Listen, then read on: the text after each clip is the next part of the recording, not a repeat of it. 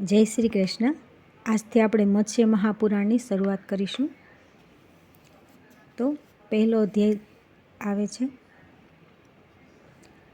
મંગલાચરણ. શૌનક વગેરે મુનિઓનો સૂતજીને પુરાણક વિષયક પ્રશ્ન સૂત દ્વારા મત્સ્ય પુરાણના વર્ણનનો આરંભ. ભગવાન વિષ્ણુએ મત્સ્ય રૂપે સૂર્યનંદન મનુને મોહિત કરવા, ત્યાર પછી તેમણે આગામી પ્રલયકાળની સૂચના આપવી. પ્રચંડ વેગથી પ્રવૃત્ત થયેલા તાંડવ નૃત્યના આવેશમાં જેમના દ્વારા દિગ્ગજોને દૂર ફેંકી દેવામાં આવે છે, તે ભગવાન શંકરના ચરણકમળ વિઘ્નોનો વિનાશ કરે. મત્સ્યાવતારના સમયે પાતાળલોકથી ઉપર તરફ ઉછળતી જે ભગવાન વિષ્ણુની પૂંછના આઘાતથી સમુદ્રો ઉછળવા લાગે છે તથા બ્રહ્માંડ સમૂહોના સંપર્કથી ઉત્પન્ન થયેલી અસ્તવ્યસ્તતાના કારણે સંપૂર્ણ પૃથ્વીને વ્યાપ્ત કરીને ફરી નીચે પડે છે, તે ભગવાનના મુખથી પ્રગટ શ્રુતિઓનો ધ્વનિ આપ લોકોના અમંગળનો વિનાશ કરે. નારાયણ, નરશ્રેષ્ઠ, નર તથા સરસ્વતી દેવીને નમસ્કાર કરીને ત્યાર પછી જય મહાભારત પુરાણ વગેરેનો પાઠ કરવો જોઈએ. જે અજન્મા હોવા છતાં પણ ક્રિયાના સંપર્કથી નારાયણ નામથી યાદ કરવામાં આવે છે. ત્રિગુણ સત્વ રજસ તમસ રૂપ છે તથા ત્રિવેદ ઋક યજુ સામ જેમનું સ્વરૂપ છે તે સ્વયંભૂ ભગવાનને નમસ્કાર છે. એકવાર દીર્ઘકાળના યજ્ઞની સમાપ્તિના અવસર પર નૈમિષારણ્ય નિવાસી શૌનક વગેરે મુનિઓ એકાગ્ર ચિત્તે બેઠેલા સૂતજીનું વારંવાર અભિનંદન કરીને તેમને પુરાણ સંબંધી ધાર્મિક તથા સુંદર કથાઓના પ્રસંગમાં આ દીર્ઘ સંહિતાના વિષયમાં આ પ્રકારની જિજ્ઞાસા પ્રગટ કરી. નિષ્પાપ સૂતજી, આપે અમારી સમક્ષ જે પુરાણોનું વર્ણન કર્યું છે તે જ અમૃતતુલ્ય પુરાણોને પુનઃ શ્રવણ કરવાની અમારી અભિલાષા છે. મુને ઐશ્વર્યશાળી જગદીશ્વરે કઈ રીતે આ ચરાચર વિશ્વની સૃષ્ટિ કરી તથા તે ભગવાન વિષ્ણુને કયા કારણે મત્સ્યરૂપ ધારણ કરવું પડ્યું, સાથે સાથે શંકરજીને પણ ભૈરવ તત્વ તથા પુરારી તત્વદી પદવી કયા કારણે પ્રાપ્ત થઈ તથા તેઓ વૃષભધ્વજ કપાલમાલાધારી કઈ રીતે થઈ ગયા. સૂતજી, આ બધાનું ક્રમશઃ વિસ્તારથી વર્ણન કરો, કેમ કે આ વિષયમાં આપના અમૃત સમાન વચનોને સાંભળીને તૃપ્તિ થતી નથી. સૂતજી કહે છે કે દ્વિજવરો, પૂર્વકાળમાં ભગવાન ગદાધરે જે મત્સ્ય પુરાણનું વર્ણન કર્યું હતું, આ સમયે તેનું જ વિવરણ સાંભળો. આ પુણ્યપ્રદ, પરમ પવિત્ર અને આયુવર્ધક છે. પ્રાચીન કાળમાં સૂર્યપુત્ર મહારાજ મનુએ જે ક્ષમાશીલ, સંપૂર્ણ આત્મગુણોથી સંપન્ન, સુખ દુઃખને સમાન સમજનારા તથા મહાન વીર હતા. પુત્રને રાજ્યભાર સોંપીને મલયાચલના એક ભાગમાં જઈને ઘોર તપનું અનુષ્ઠાન કર્યું હતું. ત્યાં તેમને ઉત્તમ યોગની પ્રાપ્તિ થઈ. આ પ્રમાણે તેમના કરોડો વર્ષ વ્યતીત થઈ ગયા પછી કમલાસન બ્રહ્મા પ્રસન્ન થઈને વરદાતા રૂપે પ્રગટ થયા અને રાજાને કહ્યું કે વર માગો. આ પ્રમાણે પૂછવાથી મનુ મહારાજ બ્રહ્માને પ્રણામ કરીને બોલ્યા કે ભગવાન, હું આપની પાસેથી માત્ર એક સર્વશ્રેષ્ઠ વરદાન માગવા ઈચ્છું છું. તે આ છે કે પ્રલયકાળ ઉપસ્થિત થાય ત્યારે હું સંપૂર્ણ સ્થાવર જંગમ રૂપ જીવન સમૂહની રક્ષા કરવા સમર્થ થઈ શકું. ત્યારે વિશ્વાત્મા બ્રહ્મ એવમસ્તુ કહીને ત્યાં જ અંતર્ધ્યાન થઈ ગયા. તે સમયે આકાશથી દેવતાએ કરેલી બહુ જ પુષ્પવૃષ્ટિ થવા લાગી. એક સમયની વાત છે. આશ્રમમાં પિતૃ તર્પણ કરી રહેલા મહારાજ મનુની હથેલી પર જળની સાથે જ એક માછલું આવી ગયું. તે માછલાના રૂપને જોઈને તે નરેશે દરિયાદ્ર થઈ ગયા. તેને કમંડળમાં મૂકીને તેની રક્ષાનો પ્રયત્ન કરવા લાગ્યા. એક જ દિવસ કે રાતમાં ત્યાં માછલાના રૂપથી 16 આંગળ મોટું થઈ ગયું અને રક્ષા કરો, રક્ષા કરો આમ કહેવા લાગ્યું. ત્યારે રાજાએ તે જળચરી જીવને માટીના એક મોટા ઘડામાં નાખી દીધું. ત્યાં પણ એક જ રાતમાં 3 હાથ વધી ગયું. ફરી તે મત્સ્ય સૂર્યપુત્ર મનુને આર્તવાણીમાં કહ્યું કે રાજન, હું આપના શરણમાં છું, મારી રક્ષા કરો, રક્ષા કરો. ત્યાર પછી તે સૂર્યનંદન વૈવત્સ્વ મનુ એ તે મત્સ્યને કૂવામાં મૂકી દીધું, પરંતુ તે મત્સ્ય જ્યારે કૂવામાં પણ ન રહી શક્યું ત્યારે રાજાએ તેને સરોવરમાં નાખી દીધું. ત્યાં તે ફરી 1 યોજન જેટલા મોટા આકારનું થઈ ગયું અને દીન થઈને કહેવા લાગ્યું કે નૃપ શ્રેષ્ઠ, મારી રક્ષા કરો, રક્ષા કરો. ત્યાર પછી મનુએ તેને ગંગામાં છોડી દીધું. જ્યારે તેણે ત્યાં પણ વિશાળ રૂપ ધારણ કરી લીધું ત્યારે રાજાએ તેને સમુદ્રમાં નાખી દીધું. ત્યારે તે મત્સ્ય સંપૂર્ણ સમુદ્રને ઢાંકી દીધો. ત્યારે મનુએ ભયભીત થઈને તેને પૂછ્યું કે આપ કોઈ અસુરરાજ તો નથી ને, અથવા વાસુદેવ ભગવાન છો? અન્યથા બીજું કોઈ આવું કઈ રીતે થઈ શકે? ભલા આ પ્રમાણે અનેક કરોડ યોજનાના વિસ્તારવાળું શરીરનો કોઈ હોઈ શકે છે? હે કેશવ, મેં જાણી લીધું કે આપ મત્સ્યરૂપ ધારણ કરીને મને ખિન્ન કરી રહ્યા છો.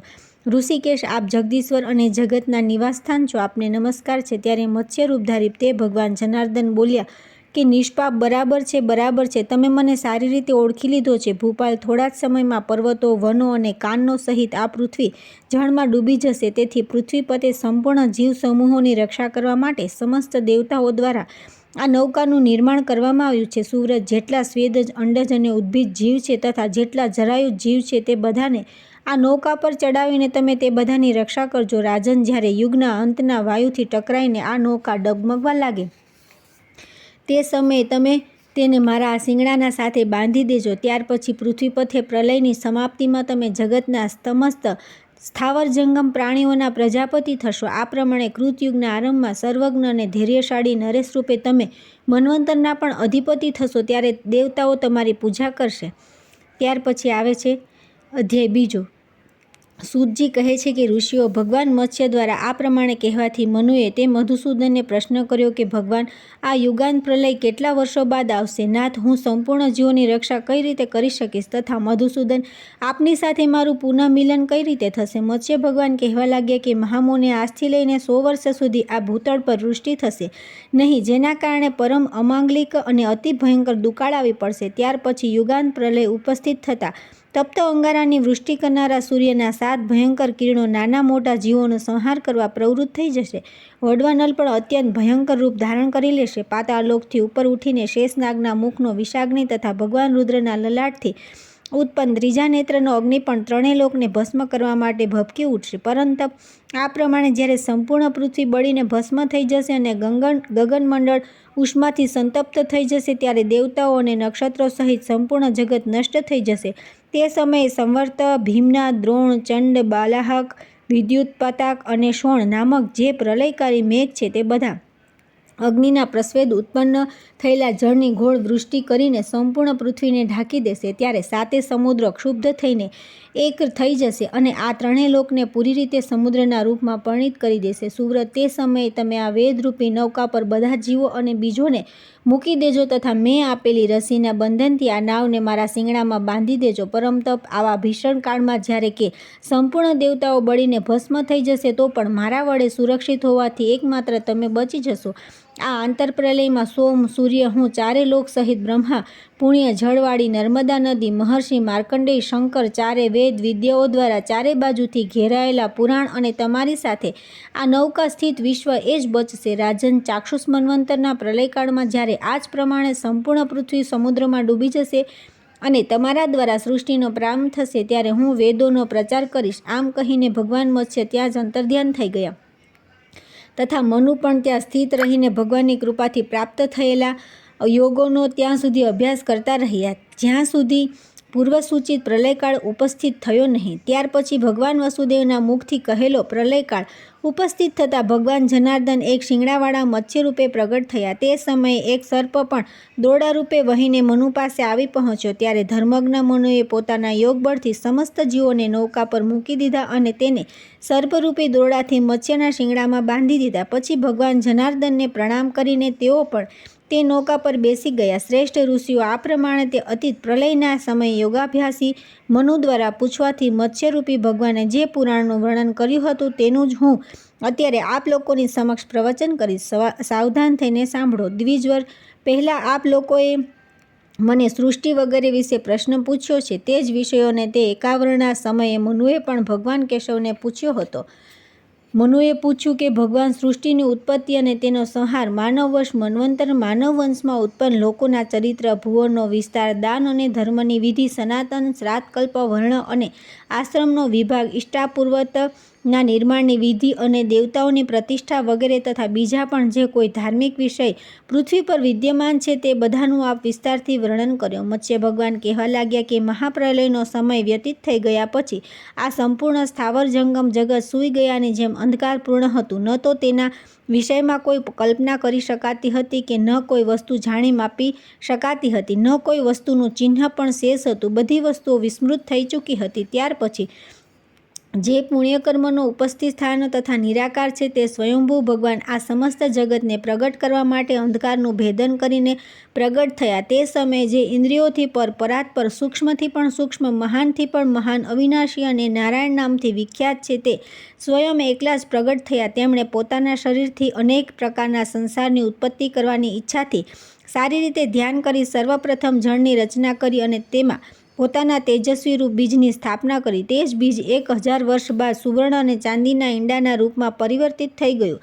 તેનું તેજ 10,000 સૂર્ય સમાન હતું. ત્યાર પછી મહાતેજસ્વી સ્વયંવંશ તે ઈંડામાં પ્રવેશ થઈ ગયા તથા પોતાના પ્રભાવથી તે ઈંડામાં સર્વત્ર વ્યાપ્ત હોવાના કારણે તેઓ પુનઃ વિષ્ણુ ભાવને પ્રાપ્ત થઈ ગયા. ત્યાર પછી તે ઈંડાની અંદર સર્વપ્રથમ આ ભગવાન સૂર્ય ઉત્પન્ન થયા, જેઓ આદિમાં પ્રગટ થવાના કારણે આદિત્ય અને વેદોના પાઠ કરવાથી બ્રહ્મા નામે વિખ્યાત થયા. તેમણે જ આ ઈંડાને 2 ભાગમાં વિભક્ત કરીને સ્વર્ગલોક અને ભૂતળની રચના કરી તથા તે બંનેની મધ્યમાં સંપૂર્ણ દિશાઓ અને અવિનાશી આકાશનું નિર્માણ કર્યું. તે સમયે ઈંડાના જરાયુ ભાગથી મેરુ વગેરે 7 પર્વત પ્રગટ થયા અને જે ગર્ભાશય હતું તે વિદ્યુત મંડળ સહિત મેઘમંડળ રૂપે પરિણિત થયું તથા તે જ ઈંડાથી નદીઓ, પિતૃગણ તથા મનુ સમુદાય ઉત્પન્ન થયા. અનેક રત્નોથી પરિપૂર્ણ જે આ ખારો શેરડીના રસનો સુરા વગેરે 7 સમુદ્રો છે તે પણ તે ઈંડાના અંદરના જળથી પ્રગટ થયા. શત્રુદમન જ્યારે તે પ્રજાપતિ દેવની સૃષ્ટિના સર્જનની ઈચ્છા થઈ ત્યારે ત્યાં જ તેમના તેજથી આ માર્તંડ ઉત્પન્ન થયા. કેમ કે એ ઈંડાના મૃત થઈ ગયા પછી ઉત્પન્ન થયા હતા, તેથી માર્તંડ નામે પ્રસિદ્ધ થયા. તે મહાત્માનું જે રજોગુણમય રૂપ હતું તે લોકપિતામાં ચતુર્મુખ ભગવાન બ્રહ્મા રૂપે પ્રગટ થયું, જેમણે દેવતા, અસુર અને માનવ સહિત સમસ્ત જગતની રચના કરી. તેમને તમે રજોગુણ રૂપ સુપ્રસિદ્ધ મહાન સત્વ સમજો. ત્યાર પછી આવે છે 3જો અધ્યાય. મનુએ પૂછ્યું કે ભગવાન બ્રહ્મજ્ઞાનીઓમાં શ્રેષ્ઠ લોકપિતામહ બ્રહ્મા ચતુર્મુખ કઈ રીતે થયા તથા તેમણે લોકોની રચના કઈ રીતે કરી? મત્સ્ય ભગવાન કહેવા લાગ્યા કે રાજર્ષિ, દેવતાઓના પિતામહ બ્રહ્માએ પહેલાં કઠોર તપ કર્યું હતું, જેના પ્રભાવથી શિક્ષા, કલ્પ, વ્યાકરણ, નિરુક્ત, જ્યોતિષ અને છંદ, ઉપાંગ, પુરાણ, ન્યાય, મીમાંસા અને ધર્મશાસ્ત્ર, પદ, વૈદિક મંત્રોના પદ પાઠ નિર્ધારિત કરવા અને ક્રમ, વેદપાઠની એક વિશેષ પ્રણાલી સહિત વેદોનો પ્રાદુર્ભાવ થયો. આ બધા શાસ્ત્રોની ઉત્પત્તિ પહેલાં બ્રહ્માએ તે પુરાણનું સ્મરણ કર્યું જે અવિનાશી, શબ્દમય, પુણ્યશાળી તથા 100 કરોડ શ્લોકમાં વિસ્તૃત છે. ત્યાર પછી બ્રહ્માના મુખથી વેદ, 8 પ્રમાણો સહિત મીમાંસા અને ન્યાયશાસ્ત્રનો આવિર્ભાવ થયો. ત્યાર પછી વેદાભ્યાસમાં નિરત રહેનારા બ્રહ્માએ પુત્ર ઉત્પન્ન કરવાની ઈચ્છાથી 10 માનસ પુત્રોને ઉત્પન્ન કર્યા. માનસિક સંકલ્પથી ઉત્પન્ન થવાના કારણે તે બધા માનસ પુત્ર કહેવાયા. તે પુત્રોમાં સર્વપ્રથમ મારીચ, ત્યારબાદ ઐશ્વર્યશાળી મહર્ષિ અત્રિ થયા, પછી અંગિરા અને તેમના પછી પુલત્સ્ય થયા. ત્યાર પછી પુલહ અને પછી ક્રતુ ઉત્પન્ન થયા. ત્યારબાદ પ્રચેતા નામક પુત્ર થયા. પુનઃ વસિષ્ઠજીનો જન્મ થયો. ત્યારબાદ ભૃગુ પુત્ર રૂપે ઉત્પન્ન થયા તથા તુરત જ નારદજીનો પણ આવિર્ભાવ થયો. આ 10 પુત્રોને બ્રહ્માએ પોતાના મનથી ઉત્પન્ન કર્યા, જે બધા મનુ રૂપે વિખ્યાત થયા. રાજન, હવે હું બ્રહ્માના શરીરથી ઉત્પન્ન થયેલા પુત્રોનું વર્ણન કરું છું. પ્રજાપતિ બ્રહ્માના જમણા અંગૂઠાથી દક્ષ પ્રજાપતિ પ્રગટ થયા. તેમના સંતાન ભાગથી ધર્મ અને હૃદયથી કામદેવનો જન્મ થયો. ભ્રુકુટીથી ક્રોધ અને હોઠથી લોભની ઉત્પત્તિ થઈ. બુદ્ધિથી મોહનો અને અહંકારનો મદનો જન્મ થયો. કંઠથી આનંદ અને નેત્રોથી મૃત્યુની ઉત્પત્તિ થઈ. ત્યાર પછી હથેળીથી બ્રહ્મપુત્ર ભરત પ્રગટ થયા. રાજન, આ 9 પુત્ર બ્રહ્માના શરીરથી પ્રગટ થયા. બ્રહ્માનું 10મું સંતાન એક કન્યા છે, જે અંગજા નામે વિખ્યાત થઈ. મનુએ પૂછ્યું કે ભગવાન, આપે જે કહ્યું બુદ્ધિથી મોહની ઉત્પત્તિ થઈને આ જ પ્રસંગમાં અહંકાર, ક્રોધ અને બુદ્ધિનું નામ પણ લીધું, તો આ બધું શું છે? આ બધું સ્પષ્ટ કરો. મત્સ્ય ભગવાન કહેવા લાગ્યા કે રાજર્ષિ, સત્વ, રજસ અને તમસ આ જે 3 ગુણ છે, આમની સામાવસ્યાને પ્રકૃતિ કહેવાય છે. કેટલાક આને પ્રધાન કહે છે, બીજા કેટલાક આનો વ્યક્ત નામથી પણ નિર્દેશ કરે છે. આ પ્રકૃતિ પ્રજાનું સર્જન કરે છે અને આ જ સૃષ્ટિને બગાડે પણ છે. આ જ 3 ગુણોના ક્ષુબ્ધ થવાથી એમનાથી 3 દેવતા ઉત્પન્ન થયા છે. આ 3 દેવોની મૂર્તિ તો એક જ છે, પરંતુ તે બ્રહ્મા, વિષ્ણુ અને મહેશ્વર આ 3 દેવતાઓ રૂપે વિભક્ત થઈ જાય છે. ત્યાર પછી આ પ્રધાન 3 ગુણોના વિકૃત થવાથી તેનાથી મહત્તત્વની ઉત્પત્તિ થાય છે, જેથી લોકોમાં તેની સદા મહાન રૂપે ખ્યાતિ થાય છે. તે મહત્તત્વથી અહંકાર પ્રગટ થાય છે. તે અહંકારથી 10 ઇન્દ્રિયો પ્રગટ થાય છે, જેમાં 5ને વશીભૂત રહે છે, બીજી 5 કર્મને આધીન રહે છે. આ ઇન્દ્રિયોના સમુદાયમાં ક્રમશઃ શ્રોત, ત્વચા, નેત્ર, જીભ અને નાસિકા આ 5 જ્ઞાનેન્દ્રિયો છે તથા ગુદા, ઉપસ્થ, હાથ, પગ અને વાણી આ 5 કર્મેન્દ્રિય છે. આ 10 ઇન્દ્રિયોના ક્રમશઃ શબ્દ, સ્પર્શ, રૂપ, રસ, ગંધ, ઉત્સર્ગ, મળ અને અપાન વાયુનો ત્યાગ, આનંદ, આનંદ પ્રદાન, અદાન, ગ્રહણ કરવું, ગમન અને આલાપ બોલવું આ 10 કાર્ય છે. આ 10 ઇન્દ્રિયો સિવાય મન નામક 11મી ઇન્દ્રિય છે, જેમાં જ્ઞાનેન્દ્રિય અને કર્મેન્દ્રિયોના સમસ્ત ગુણ વર્તમાન છે. આ ઇન્દ્રિયોના જે સૂક્ષ્મ અવયવ તે મનીષીના શરીરનો આશ્રય લે છે, તે તન્માંત્રા કહેવાય છે, અને જેના સંપર્કથી તન્માંત્રાની ઉત્પત્તિ થાય છે તેને શરીર કહે છે. તે શરીરનો સંબંધ હોવાના કારણ જીવને પણ વિદ્વાન લોકો શરીર કહે છે. જ્યારે સર્જન કરવાની ઈચ્છાથી મનને પ્રેરિત કરવામાં આવે છે ત્યારે તે જ સૃષ્ટિનું સર્જન કરે છે. તે સમયે શબ્દ તન્માંત્રાથી શબ્દરૂપ ગુણવાળું આકાશ પ્રગટ થાય છે. આ જ આકાશના વિસ્તૃત થવાથી વાયુની ઉત્પત્તિ થાય છે, જે શબ્દ અને સ્પર્શ 2 ગુણોવાળો છે. ત્યાર પછી વાયુ અને સ્પર્શ તન્માંત્રા તેજનો આવિર્ભાવ થાય છે, જે શબ્દ, સ્પર્શ અને રૂપ 3 વિકારોથી યુક્ત હોવાથી ત્રિગુણાત્મક થયો. રાજન, આ તેજમાં વિકાર ઉત્પન્ન થવાથી 4 ગુણવાળા જળની ઉત્પત્તિ થઈ, જે રસ તન્માંત્રાથી ઉત્પન્ન થવાના કારણે પ્રાય રસ ગુણ પ્રધાન જ હોય છે. ત્યાર પછી 5 ગુણોથી સંપન્ન પૃથ્વીનો પ્રાદુર્ભાવ થાય છે. તે પ્રાય ગંધ ગુણથી યુક્ત રહે છે. આ જ બધાનું યથાર્થ જ્ઞાન હોવું શ્રેષ્ઠ બુદ્ધિ છે. આ જ 24 5 જ્ઞાનેન્દ્રિય, 5 કર્મેન્દ્રિય, 5 મહાભૂત, 5 તન્માંત્રા, 1 મન અને 1 બુદ્ધિ, 1 અવ્યક્ત અહંકાર તત્વો દ્વારા સંપાદિત સુખ દુઃખાત્મક કર્મનું 25મું પુરુષ નામક તત્વ ભોગ કરે છે. તે પણ ઈશ્વરની ઈચ્છાને વશીભૂત રહે છે. તેથી વિદ્વાનો તેને જીવાત્મા કહે છે. આ પ્રમાણે આ માનવ યોનિમાં આ શરીર 26 તત્વોથી સંયુક્ત છે. કપિલ વગેરે મહર્ષિઓએ સંખ્યાત્મક હોવાથી અને સાંખ્ય નામ આપ્યું છે. તથા આ તત્વોનો આશ્રય લઈને બ્રહ્માએ જગતની રચના કરી છે. જ્યારે બ્રહ્માએ જગતની સૃષ્ટિ કરવાની ઈચ્છાથી હૃદયમાં સાવિત્રીનું ધ્યાન કરીને તપસ્યા પ્રારંભ કરી, તે સમયે જપ કરતાં તેમનું નિષ્પાપ શરીર 2 ભાગમાં વિભક્ત થઈ ગયું. તેમાં અડધો ભાગ સ્ત્રીરૂપ અને અડધો ભાગ પુરુષરૂપ થઈ ગયો. પરંતુ તે સ્ત્રી સરસ્વતી શતરૂપા નામે વિખ્યાત થઈ. તે જ સાવિત્રી, ગાયત્રી અને બ્રહ્માણી પણ કહેવાય છે. આ પ્રમાણે બ્રહ્માએ પોતાના શરીરથી ઉત્પન્ન થનારી સાવિત્રીને પોતાની પુત્રી રૂપે સ્વીકાર કરી. પરંતુ તત્કાળ જ તે સાવિત્રીને જોઈને તે સર્વશ્રેષ્ઠ પ્રજાપતિ બ્રહ્મા મુગ્ધ થઈ ગયા અને આ પ્રમાણે કહેવા લાગ્યા કે કેવું મનોહર રૂપ છે, કેવું સૌંદર્યશાળી રૂપ છે. બ્રહ્માને સાવિત્રીના મુખ તરફ જોવા સિવાય બીજું કંઈ દેખાતું નહોતું. તેઓ વારંવાર આ જ કહી રહ્યા હતા કે કેવું અદ્ભુત રૂપ છે, કેવી અદ્ભુત સુંદરતા છે. ત્યાર પછી સાવિત્રી ઝૂકી તેમને પ્રણામ કરવા લાગી. ત્યારે બ્રહ્મા ફરી તેને જોવા લાગ્યા. ત્યાર પછી સુંદરી સાવિત્રીએ પોતાના પિતા બ્રહ્માની પ્રદક્ષિણા કરી. તે સમયે સાવિત્રીના રૂપનું અવલોકન કરવાની ઈચ્છાના કારણે બ્રહ્માના મુખના જમણા ભાગમાં પીળા ગંડસ્થોવાળું એક બીજું નવું મુખ પ્રગટ થયું. પુનઃ વિસ્મયયુક્ત અને ફરકતા હોઠવાળું ત્રીજું મુખ પાછળ તરફ પ્રગટ થયું તથા તેમની ડાબી બાજુ કામદેવના બાણોથી વ્યથિત જેવા દેખાતા એક અન્ય ચોથા મુખનો આવિર્ભાવ થયો. સાવિત્રીની તરફ વારંવાર જોવાના કારણે બ્રહ્મા દ્વારા સૃષ્ટિ સર્જન માટે જે અત્યંત ઉગ્ર તપ કરવામાં આવ્યું હતું તે નષ્ટ થઈ ગયું તથા તે પાપના પરિણામે બુદ્ધિમાન બ્રહ્માના મુખ પર એક 5મું મુખ પ્રગટ થયું, જે જટાઓથી વ્યાપ્ત હતું. ઐશ્વર્યશાળી બ્રહ્માએ તે મુખને પણ સ્વીકાર કરી લીધું. ત્યાર પછી બ્રહ્માએ પોતાના તે મરીચી વગેરે માનસપુત્રોને આજ્ઞા આપી કે તમે લોકો પૃથ્વી પર ચારે બાજુ દેવતા, અસુર અને માનવોની સૃષ્ટિ કરો. પિતા દ્વારા આ પ્રમાણે કહેવાથી તેમણે અનેક પ્રકારની પ્રજાઓની રચના કરી. સૃષ્ટિ કાર્ય માટે પોતાના બધા પુત્રોના ચાલ્યા ગયા પછી વિશ્વાત્મા બ્રહ્માએ પ્રણામ કરવા માટે ચરણોમાં પડેલી તે અનિંદિતા શતરૂપા સાથે લગ્ન કર્યા. ત્યાર પછી કેટલોક સમય વ્યતીત થયા પછી શતરૂપાના ગર્ભથી મનુ નામક પુત્ર ઉત્પન્ન થયો, જે સ્વયંભૂ મનુ નામે વિખ્યાત થયો. તેને વિરાટ પણ કહેવામાં આવે છે તથા પોતાના પિતા બ્રહ્માના રૂપ અને ગુણની સમાનતાના કારણે તેને લોકો અધિપુરુષ પણ કહે છે, એવું અમે સાંભળ્યું છે. તે બ્રહ્મવંશમાં 7 વિભાગથી જે ઘણા મહાભાગ્યશાળી અને નિયમોનું પાલન કરવાવાળા સ્વરોચિષ વગેરે તથા તે જ પ્રમાણે ઔતમી વગેરે સ્વયંભૂ મનુ થયા છે, તે બધા બ્રહ્માના જેવા જ રૂપવાળા તથા તેમનામાં અત્યારે તમે 7મા મનુ છો. ત્યાર પછી આવે છે 4થો અધ્યાય.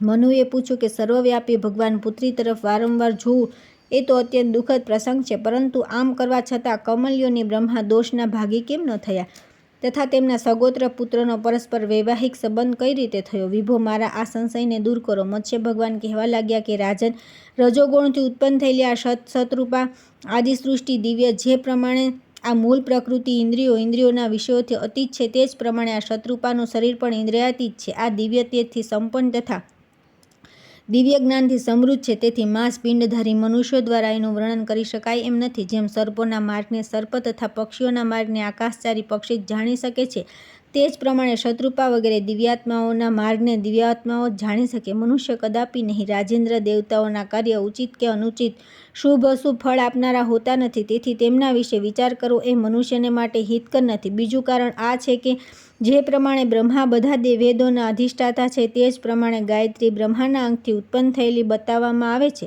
તેથી આ મિથુન રૂપ જોડું અવ્યક્ત યા અવ્યક્ત બંને રૂપમાં કહેવાય છે. ત્યાં સુધી કે જ્યાં જ્યાં ભગવાન બ્રહ્મા છે ત્યાં ત્યાં સરસ્વતી દેવી પણ છે અને જ્યાં જ્યાં સરસ્વતી દેવી છે ત્યાં ત્યાં બ્રહ્મા પણ છે. જેમ સૂર્ય છાયાથી અલગ થઈને ક્યાંય પણ દેખાતા નથી, તે જ પ્રમાણે ગાયત્રી પણ બ્રહ્માના સામીપ્યને છોડતા નથી. જો કે બ્રહ્મા વેદ સમૂહ રૂપ છે અને સાવિત્રી તેમના અધિષ્ઠાત્રી દેવી છે, તેથી બ્રહ્માને સાવિત્રી પર ક્રૂરદ્રષ્ટિ જોવાનો કંઈ દોષ ન લાગ્યો. તેમ છતાં તે સમયે પોતાના આ કુકર્મથી પ્રજાપતિ બ્રહ્મા લજ્જિત થઈ ગયા અને કામદેવને શાપ આપતા એમ બોલ્યા કે એમ કે તમે પોતાના બાણો દ્વારા મારા મનને પૂરી રીતે ક્ષુબ્ધ કરી દીધું છે, તેથી ભગવાન રુદ્ર શીઘ્ર જ તમારા શરીરને ભસ્મ કરી નાખશે. ત્યાર પછી કામદેવે બહુ જ વિનયથી બ્રહ્માને પ્રસન્ન કર્યા. તે બોલ્યા કે માનંદ, આ વિષયમાં આપનો મને અકારણ શાપ આપવો ઉચિત નથી. ચતુરાનંદ, આપે જ તો મને આ પ્રમાણે સંપૂર્ણ દેહધારીઓના ઇન્દ્રિયોને ક્ષુબ્ધ કરવા માટે પેદા કર્યા છે. વિભો, આપે જ મને આવી આજ્ઞા આપી છે કે સ્ત્રી પુરુષનો કોઈ વિચાર કર્યા વિના તમે પ્રયત્નપૂર્વક સર્વત્ર સર્વદા તેમના મનને ક્ષુબ્ધ કર્યા કરો. તેથી વિભો, હું નિરપરાધ છું. તેમ છતાં આપે મને જે શાપ આપ્યો છે, તેથી હે ભગવાન, મારા પર કૃપા કરો, જેથી હું ફરી મારા પૂર્વ શરીરને પ્રાપ્ત કરી શકું. બ્રહ્માએ કહ્યું કે કામદેવ, વૈવસ્વત મન્વંતરમાં અસુરોના વિનાશક શ્રીરામ જ્યારે મારા બળ પરાક્રમથી સંપન્ન થઈને માનવ રૂપમાં યદુવંશમાં ઉત્પન્ન થશે અને દ્વારકાને પોતાનું નિવાસસ્થાન બનાવશે, તે સમયે તમે તેમના જેવા જ બળ પરાક્રમશાળી તેમના ભાઈ શ્રીકૃષ્ણના પુત્ર રૂપે ઉત્પન્ન થશો. આ પ્રમાણે શરીર પ્રાપ્ત કરીને દ્વારકામાં સંપૂર્ણ ભોગોનો ભોગ કરવા ઉપરાંત તમે ભારતવંશમાં મહારાજ વત્સના પુત્ર થશો. ત્યાર પછી વિદ્યાધરોના અધિપતિ થઈ મહાપ્રલય પર્યંત ધર્મપૂર્વક સુખોનો ઉપભોગ કરી મારી પાસે પાછા આવી જશો. આ પ્રમાણે શાપ અને કૃપાથી સંયુક્ત કામદેવ શોક અને આનંદથી મગ્ન થઈ જેવા આવ્યા હતા તેમ જ ચાલ્યા ગયા. મનુએ પૂછ્યું કે ભગવાન, આપે જેમના વંશમાં કામદેવની ઉત્પત્તિ બતાવી છે તે યદુ કોણ છે? ભગવાન રુદ્રે કામદેવને શા માટે અને કઈ રીતે બાળી નાખ્યો તથા ભરતવંશમાં પહેલાં કોની અને કઈ સૃષ્ટિ થઈ હતી? મારા મનમાં મહાન સંદેહ ઉત્પન્ન થઈ ગયો છે, તેથી આ પ્રારંભથી જ આ બધાનું વર્ણન કરો. મત્સ્ય ભગવાન કહેવા લાગ્યા કે રાજન, બ્રહ્માના શરીરના અર્ધા ભાગથી જે બ્રહ્મવાદીની ગાયત્રી ઉત્પન્ન થઈ હતી અને જે મનુની માતા હતી, તેને શતરૂપા અને શતેન્દ્રિય નામથી પણ જાણવામાં આવતી હતી. તે શતરૂપાના ગર્ભથી બ્રહ્માજીએ રતિ, મન, તપ, બુદ્ધિ, મહાન દિક તથા સભ્રમ આ 7 સંતાનોને જન્મ આપ્યો તથા તે બુદ્ધિમાન બ્રહ્માના પહેલાં જે મરીચી વગેરે 10 માનસ પુત્ર થયા હતા, તેમના દ્વારા આ સંપૂર્ણ જ્ઞાનાત્મક સંસારની રચના થઈ. ત્યાર પછી બ્રહ્માએ શ્રેષ્ઠ ત્રિશૂળધારી વામદેવની અને પૂર્વજોના પણ પૂર્વજ શક્તિશાળી સનતકુમારની રચના કરી. ભગવાન વામદેવે પોતાના મુખથી બ્રાહ્મણોની, બાહુઓથી ક્ષત્રિયોની, ઉરુઓથી વૈશ્યોની અને ચરણોથી શૂદ્રોની ઉત્પત્તિ કરી. આગળની કથા આપણે આવતીકાલે કરીશું.